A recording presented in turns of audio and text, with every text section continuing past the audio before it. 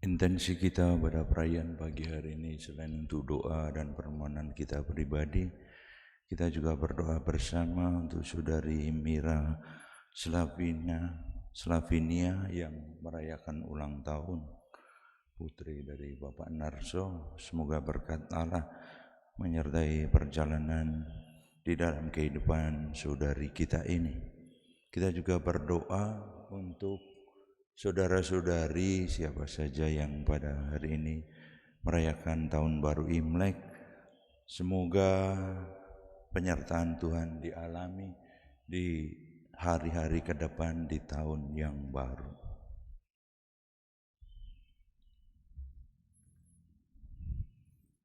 Engkaulah Allahku, kasihanilah aku ya Tuhan, sebab kepadamulah aku berseru sepanjang hari. Buatlah jiwa hamba-Mu bersukacita, sebab kepadamulah kuangkat jiwaku. Dalam nama Bapa dan Putra dan Roh Kudus. Rahmat Tuhan kita Yesus Kristus, cinta kasih Allah dan persekutuan Roh Kudus bersamamu. Absalom putra Daud yang memberontak tewas. Ayahnya Daud tetap meratapinya, walaupun anak ini Absalom melawan dia. Ia tetap menyayangi putranya. Di dalam bacaan Injil akan kita dengar bahwa Yesus tak pernah menghendaki setiap manusia binasa. Setiap orang tidak dikehendakinya juga jatuh di dalam dosa. Ia membawa kepulihan di dalam kehidupan. Ia mau menyehatkan, maka ia senantiasa hadir membawa kebaikan. Dan itu membuat banyak orang keheranan. Mengawali perjamuan kita saudara-saudari pada pagi hari ini, mari kita lihat hidup kita sejenak. Kita akui segala kelemahan, kekurangan dan dosa kita, sambil memohon belas kasih Tuhan agar pagi hari ini rahmat Allah tidak terhalang untuk kita. Kita hening sejenak.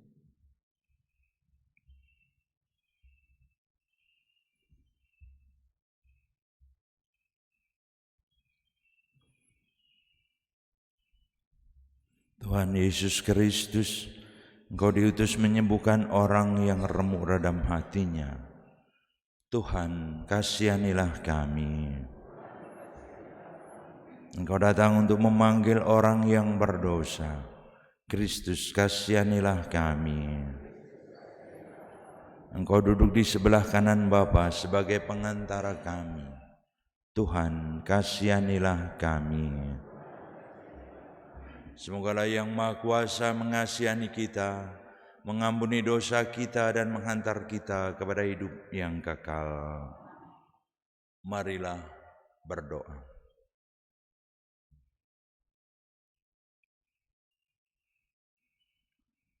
Allah Bapa Maha Penyayang, Engkau menghendaki kami sehat dari kebencian dan dendam, serta mengutus putra-Mu sebagai pembawa damai, dan menghidupi kami berkat sabda-Mu, saksi-Mu yang terpercaya. Semoga berkat kedatangannya dunia Kau bangun menjadi baru, sebab Dialah Tuhan dan pengantara kami.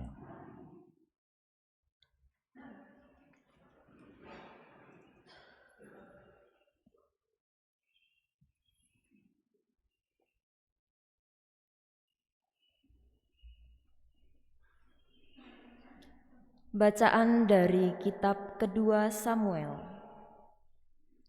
Waktu melarikan diri, Absalom bertemu dengan anak buah Daud. Saat itu, Absalom sedang memacu bagalnya. Ketika bagal itu lewat, di bawah jalinan dahan-dahan pohon tarbantin yang besar, tersangkutlah rambut kepala Absalom pada pohon tarbantin itu, sehingga ia tergantung antara langit dan bumi sedang bagal yang ditunggangi berlari terus. Seseorang melihatnya lalu memberitahu Yoab, katanya, "Aku melihat Absalom tergantung pada pohon tarbantin." Lalu Yoab mengambil 3 lembing dalam tangannya dan ditikamkannya ke dada Absalom. Waktu itu Daud sedang duduk di antara kedua pintu gerbang, sementara penjaga naik ke sotoh pintu gerbang itu di atas tembok. Ketika ia melayangkan pandangannya, dilihatnyalah orang datang berlari seorang diri saja. Berserulah penjaga memberitahu raja. Lalu raja berkata kepada Ahimaas, "Pergilah ke samping, berdirilah di situ." Ahimaas pergi ke samping dan berdiri di situ. Kemudian tibalah orang Etiopia itu. Kata orang Etiopia itu, "Tuanku raja mendapat kabar yang baik, sebab Tuhan telah memberi keadilan kepadamu pada hari ini. Tuhan melepaskan tuanku dari tangan semua orang yang bangkit menentang tuanku." Tetapi bertanyalah Raja Daud kepada orang Etiopia itu, "Selamatkah Absalom, orang muda itu?" Jawab orang Etiopia itu, "Biarlah seperti orang muda itu musuh tuanku raja, dan semua orang yang bangkit menentang tuanku untuk berbuat jahat." Maka terkejutlah raja. Dengan sedih, ia naik ke anjung pintu gerbang, lalu menangis. Dan beginilah perkataannya sambil berjalan, "Anakku Absalom, anakku, anakku Absalom, sekiranya aku boleh mati menggantikan engkau. Absalom, Absalom, anakku." Lalu diberitahukan oranglah kepada Yoab, "Ketahuilah, raja menangis dan berkabung karena Absalom." Pada hari itulah kemenangan menjadi perkabungan bagi seluruh tentara, sebab pada hari itu tentara mendengar orang berkata, "Raja bersusah hati karena anaknya." Maka pada hari itu tentara Israel masuk kota dengan diam-diam, seperti tentara yang kena malu karena melarikan diri dari pertempuran. Demikianlah sabda Tuhan. Sendengkanlah telingamu ya Tuhan, dan jawablah aku. Sendengkanlah telingamu ya Tuhan, dan jawablah aku. Sendengkanlah telingamu ya Tuhan, dan jawablah aku, sebab sengsara dan miskinlah aku. Peliharalah nyawaku, sebab aku ini orang yang kau kasihi. Selamatkanlah hambamu yang percaya kepadamu. Sendengkanlah telingamu ya Tuhan, dan jawablah aku. Engkau adalah Allahku, kasihanilah aku, sebab kepadamulah aku berseru sepanjang hari. Buatlah jiwa hambamu bersukacita, Sebab kepadamu-lah ya Tuhan ku angkat jiwaku. Sendengkanlah telingamu ya Tuhan, dan jawablah aku. Tuhan, Engkau sungguh baik dan suka mengampuni.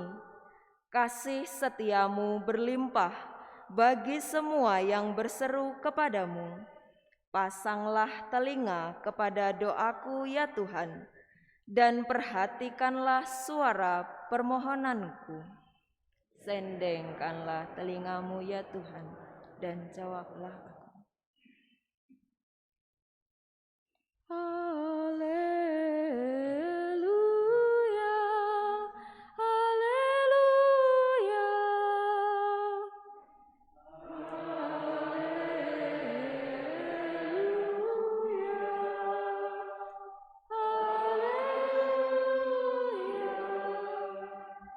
Yesus memikul kelemahan kita dan menanggung penyakit kita. Haleluya,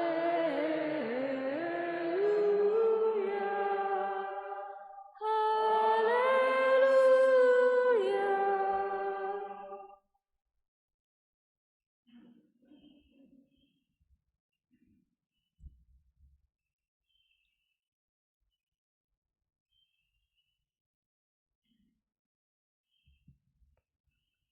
Tuhan bersamamu. Inilah Injil suci menurut Markus.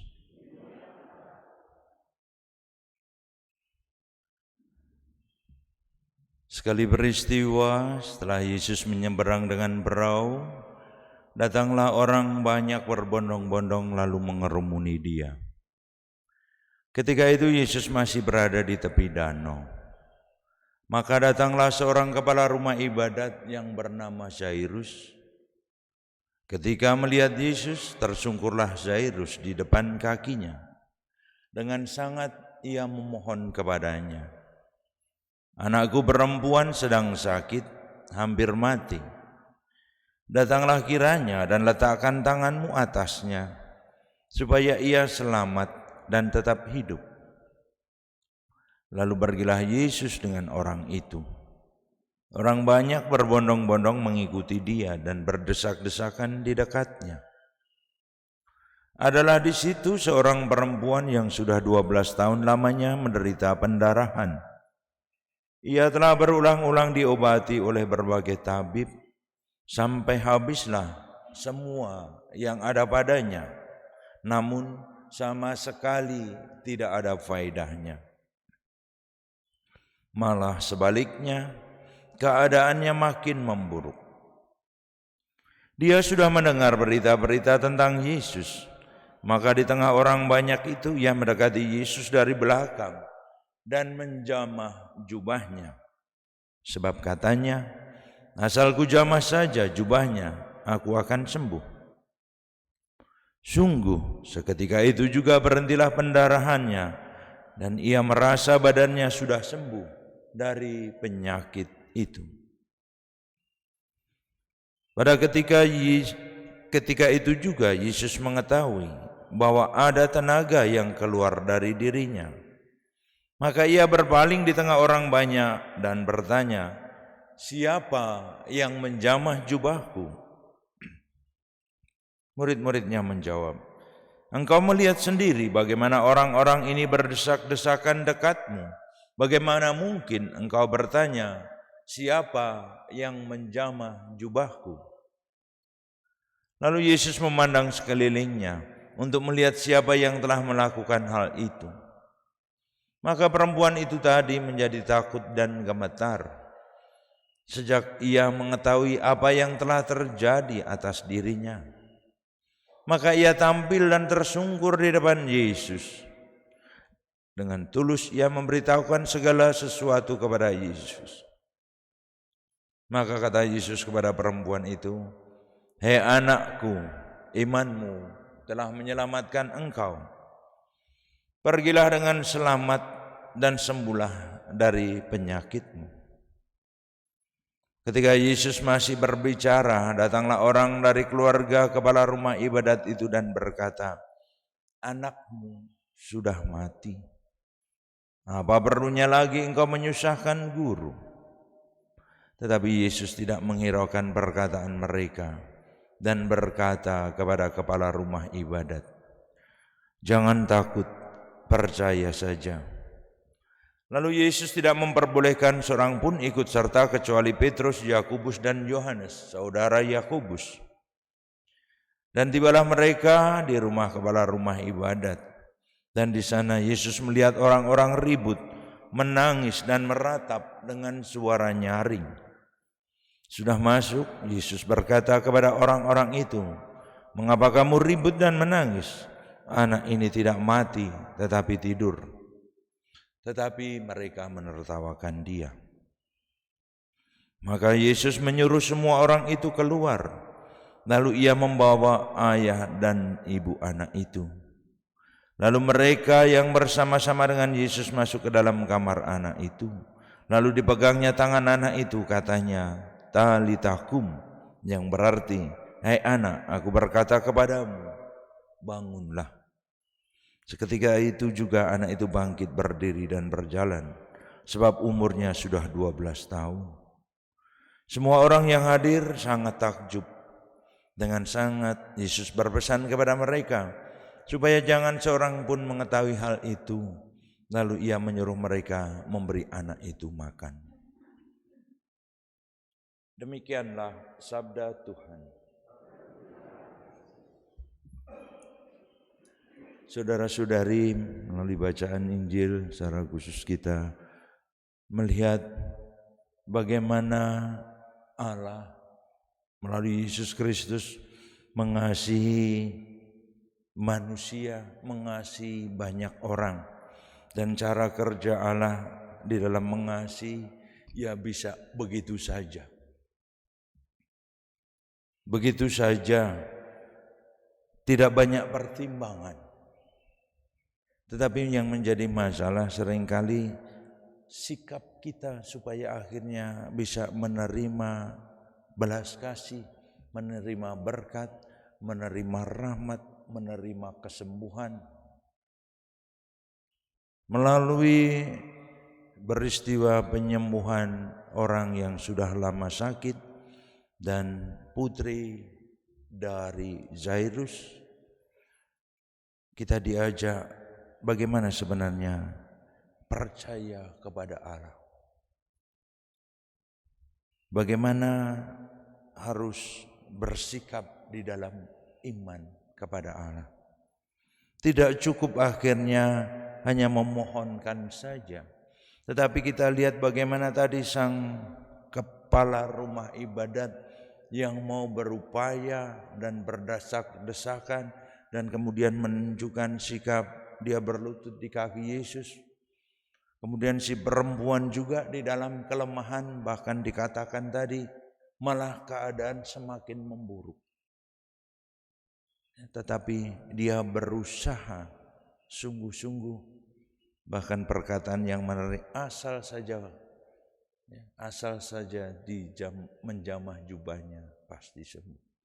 Keyakinan yang tulus, keyakinan yang lalu ditunjukkan di dalam upaya-upaya.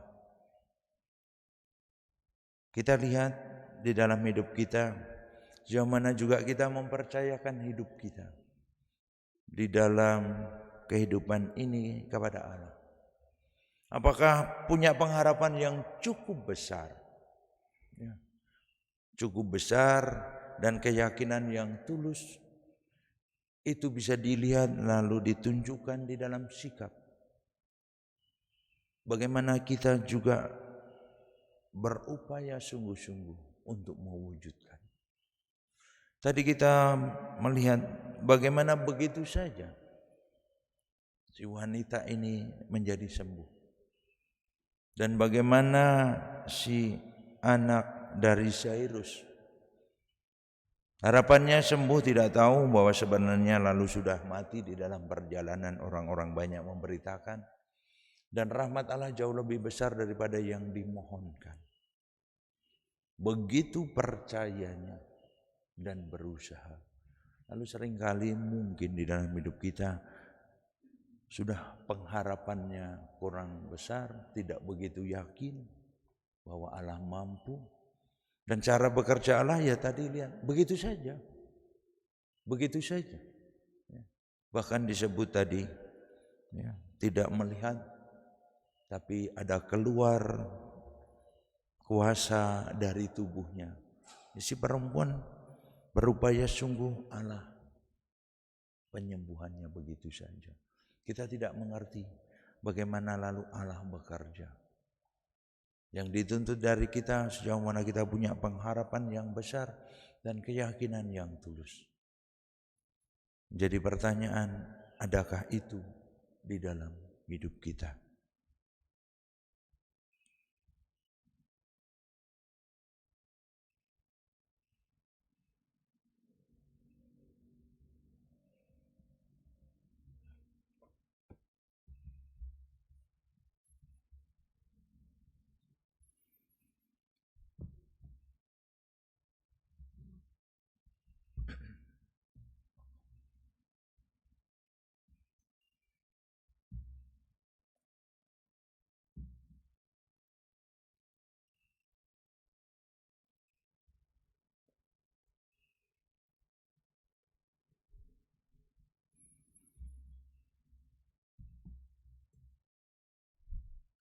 Terpujilah Engkau Tuhan Allah semesta alam, sebagai kemurahan-Mu kami menerima roti yang kami persembahkan, hasil dari bumi dan usaha manusia, yang bagi kami akan menjadi roti kehidupan.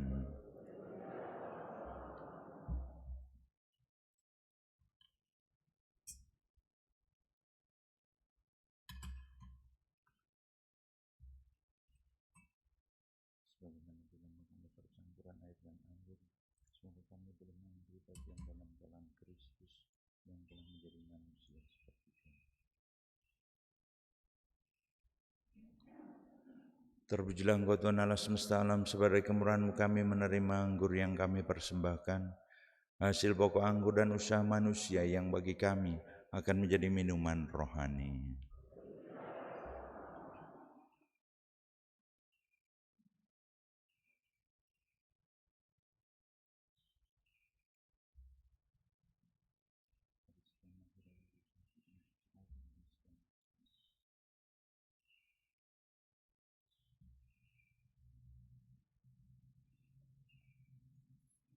Berdoalah saudara-saudari, supaya persembahanku dan persembahanmu berkenan pada Allah, Bapa yang Maha Kuasa.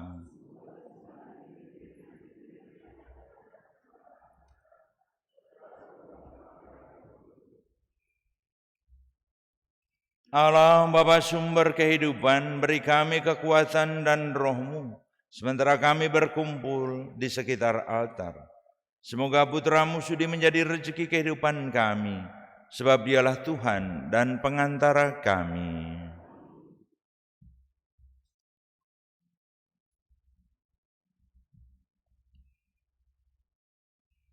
Tuhan bersamamu.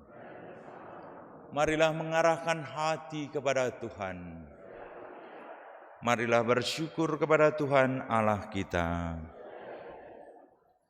Sungguh pantas dan benar, layak dan menyelamatkan, bahwa kami selalu dan dimanapun bersyukur kepada-Mu, Tuhan, Bapa yang kudus, Allah yang Maha Kuasa dan kekal. Sebab meskipun Engkau tidak memerlukan pujian kami, namun ucapan syukur kami kepada-Mu merupakan anugerah-Mu. Sesungguhnya pujian kami tidak menambah apapun daripada-Mu, tetapi berguna bagi keselamatan kami melalui Kristus Tuhan kami. Sebab itu bersama paduan para malaikat kami memuji-Mu dan dengan sukacita berseru.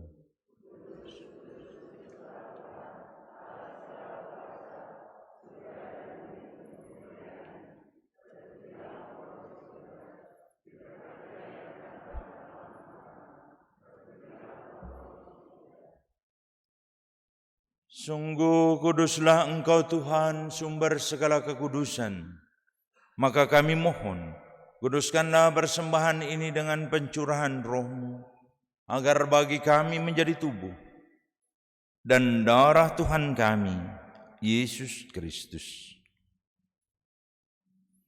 Ketika Dia diserahkan untuk menanggung sengsara dengan rela, Dia mengambil roti dan sambil mengucap syukur, Dia memecah-mecahkan dan memberikannya kepada murid-muridnya seraya berkata, "Terimalah dan makanlah kamu semua. Inilah tubuhku yang diserahkan bagimu."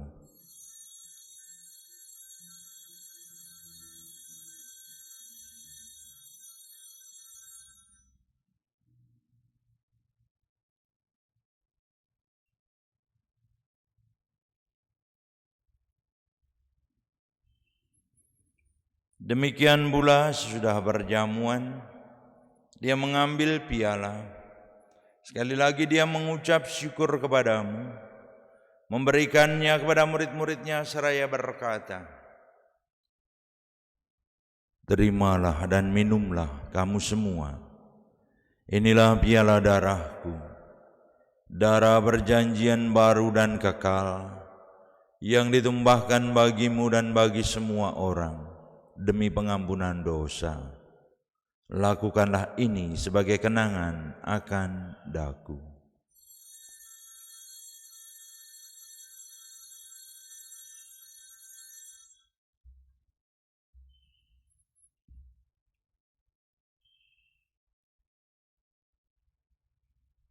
Marilah menyatakan misteri iman kita.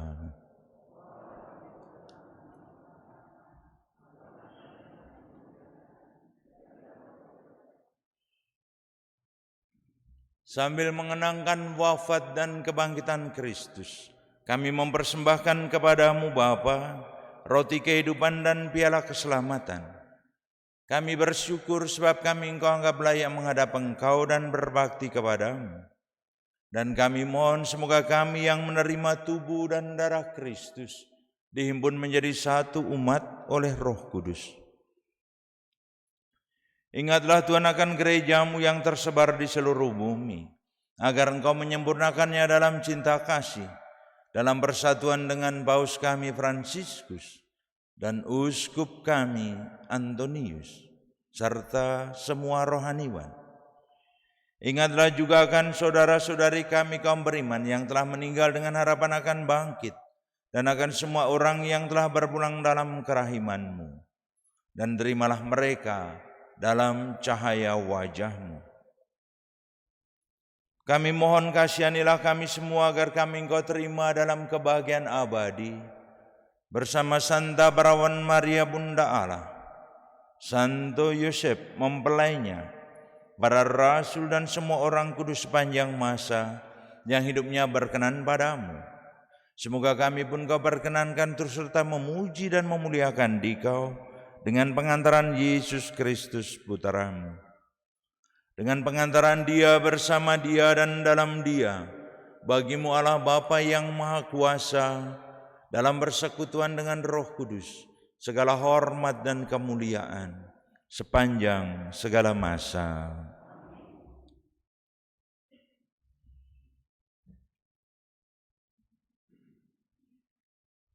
Atas petunjuk penyelamat kita dan menurut ajaran ilahi, beranilah kita berdoa.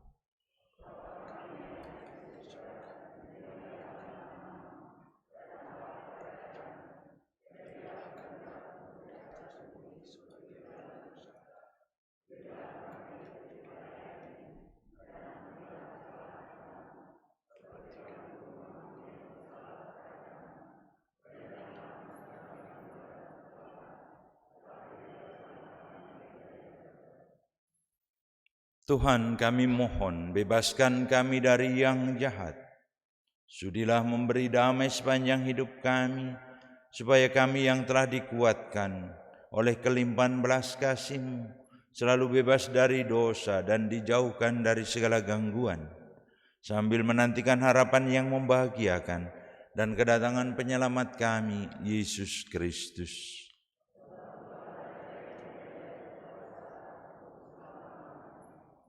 Tuhan Yesus Kristus, Engkau telah bersabda kepada para rasul, damai-Ku kutinggalkan bagimu, damai-Ku kuberikan kepadamu. Janganlah memperhitungkan dosa kami, tetapi perhatikanlah iman gerejamu, dan berilah kami damai dan kesatuan sesuai dengan kehendak-Mu.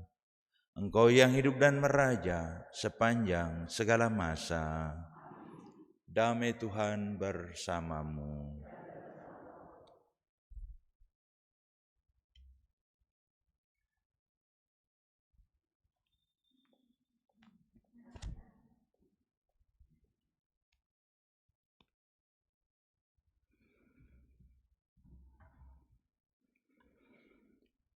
Anak domba Allah.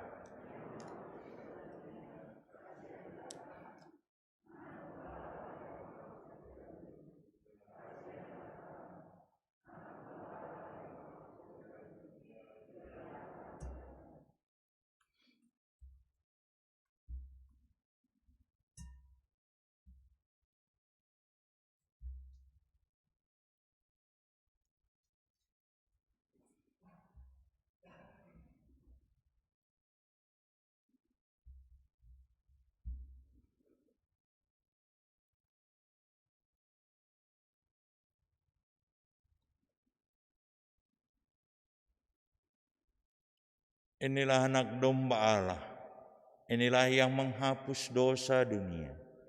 Berbahagialah saudara-saudari yang diundang ke perjamuan anak domba.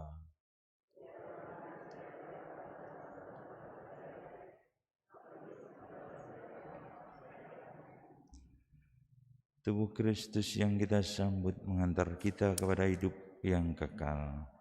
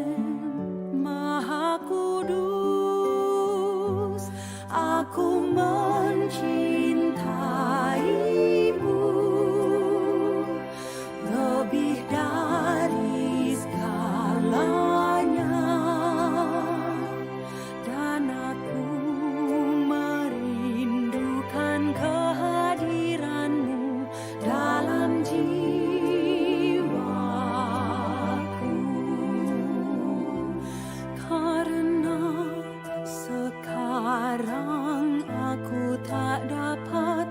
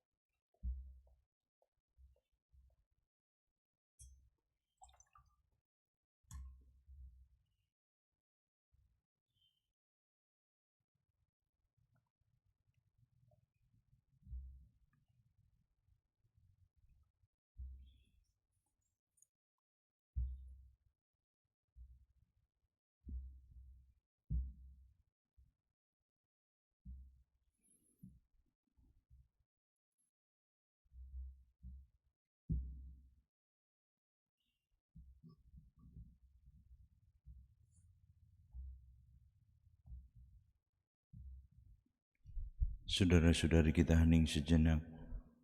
Kita syukuri anugerah yang kita terima di awal hari ini, di pagi hari ini, di dalam perayaan kita. Yesus yang sama, yang menyembuhkan, menghidupkan putri Jairus, dan juga yang menyembuhkan perempuan yang sudah lama di dalam sakit. Yesus yang satu dan sama itu yang hari ini hadir di dalam hidup kita, di dalam rupa Komeni Kudus yang kita terima. Yesus yang memberikan pengharapan, yang memberikan kehidupan, yang memberikan kesembuhan, yang hadir di dalam diri kita saat ini. Percayakah kita akan hal itu? Seberapa besar pengharapan kita? Apakah seperti Jairus, juga orang yang mengalami kesembuhan? Dan seberapa tulus keyakinan kita?